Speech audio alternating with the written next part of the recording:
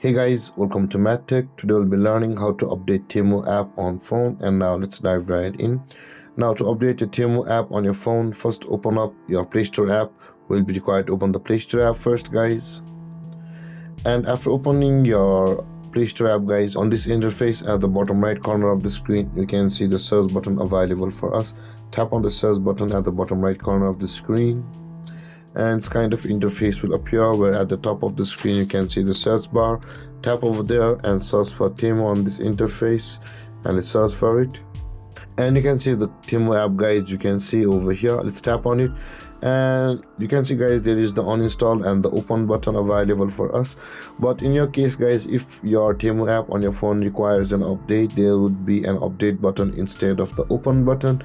And if the update button is available in your case, tap on the update button and your Temu app on your phone will be updated. And that being said, guys, in my case, I have already updated the Temu app, so there is no update available. But in your case, if the update is available, update it, guys. And that being said, guys, this is how to update app on Temu. And if you have any confusions or questions regarding the topic, feel free to comment in the comment section below, and don't forget to like, subscribe, and hit that bell icon for more videos. Thank you for watching, guys. Peace.